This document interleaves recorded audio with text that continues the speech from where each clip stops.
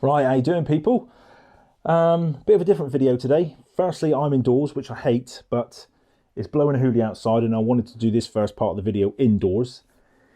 Back in 2016, I made a YouTube video where I was up on Dartmoor photographing Dartmoor ponies.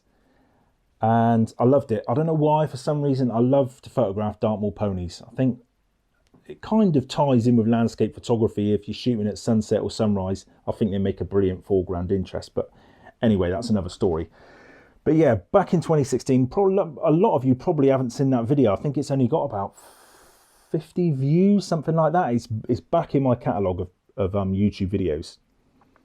I had a great time. When I photograph ponies, you can see when they're munching on the grass, they've normally got their back to the winds, but they kind of start munching somewhere and they kind of move along. So you can kind of see where they're starting and you can kind of guess where they're going to go. So when I photograph them, I see them start munching and I think in sort of 20 minutes, they're heading that way. I'm going to go and sit myself down there with my flask, cup of tea, whatever, and wait for them to come by. Because I don't want to disturb them, let them do their thing, wild animals and all the rest. So I sort of lie down on the grass, fingers crossed that they would come towards me. And luckily they did. I was sat in a perfect spot. This mother and this newborn foal come along. This newborn foal couldn't have been very old at all. Still had blood on its hoofs, and was absolutely newborns with legs 4 times the length of their body, was all over the place. But I was lied on the floor. I could touch the hoof of this foal, which I didn't. Mother stuck around for a bit, and then mother kind of wandered off. My aim for the day, I just wanted to get an half decent shot of a mother and a foal. I lied on the floor. They were sort of walking around for a bit. I got a couple of pictures, and then the newborn foal just literally sat right in front of me. I could smell her. And mother was not dubious, but obviously what's going on here. And then mother kind of wandered off and left the newborn with me. So I sat there, got some great pictures, and then mother come back into the shot, got some more pictures. Awesome, absolutely brilliant. I enjoyed it so much that I kind of put some words to the picture, which isn't like me. I wasn't known at school for being one for English. I was useless at it. But pen to paper, eventually I got some words and made a piece with picture and words. Fly forward now to 2020, what are we in now? 2024. Well, it was 2023. I spoke to the editor of Devon Life magazine and said, look, because as you know, I've got a few front covers for Devon Life magazine, but it's a new editor now. Always challenging, I think, when a new editor comes in. Do they want to shift stuff around and you might not get front covers, or you might not get work for the magazine? But new editor, brilliant. I sent this piece in and she loved it. And I'm so chuffed. This is the magazine, March 2024 magazine. Nice picture of Brentor Castle. Not one of mine, bit gutted, although I've got a few shots like that. But if you go to page, in fact, it says it on the bottom, Pony Encounter. I think that's me. If you go to page, oh, I couldn't believe it when I opened. She said I was gonna be in the magazine, was gonna get published, but I did not expect a double page spread. Well, look at that beauty, a sniff and a wobble. And the photograph by yours truly, and the words by myself. So that has absolutely made my... It's great getting front covers, pictures, but to get pictures and writing is just like, especially for me, I wasn't the brightest at school when it comes to English. So trying to get from brain to paper. So I've got loads in here I want to write about. I'd love to write a book, but getting it from in here onto paper, hell of a challenge. But yeah, so I was absolutely chuffed with that. But the point of this video was, if you've got stuff in your archives, and that picture was taken on a Canon 5D Mark II, and it's good enough for magazines, and you can pick up a Canon 5D Mark II now, probably for what, less than 300 quid? And the lens would have been the Canon EF 17-40.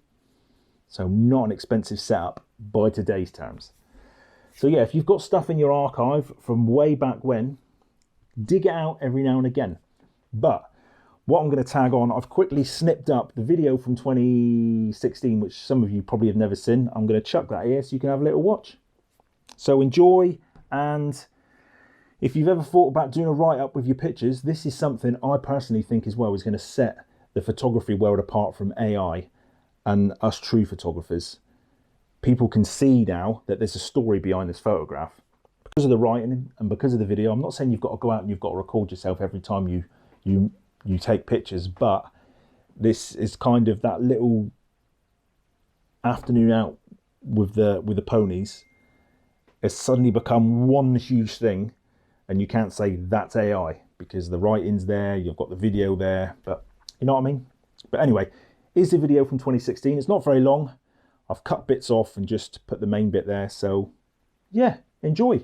Cheers for watching. This is going to go out on a Friday. If you've ever thought about writing, just try. I mean, if everyone, my family knows me, if I can, weirdly enough, my daughter's, she got a first degrees honour in journalism or something, so they laugh when I put pen to paper and get published. But if you've ever thought about it, do it, because it is the best feeling in the world, and I'm so chuffed. So yeah, hit a like, hit a subscribe, hit the buttons, do what you got to do. Have a great Friday, have a great weekend. I might just go and have a beer or a bottle of red. Cool. Cheers. Bye.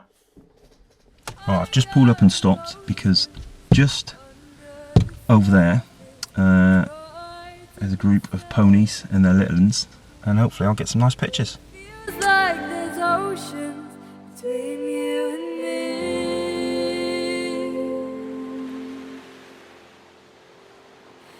No.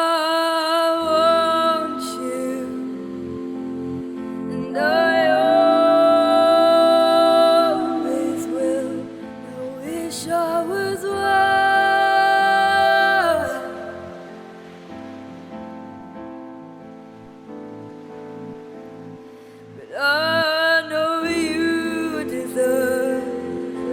No, I'd rather drown to go on without you. You're pulling me down. It feels like there's oceans between you and me once again. Hide our emotions under the surface and try to pretend, but it feels like there's oceans between you and me.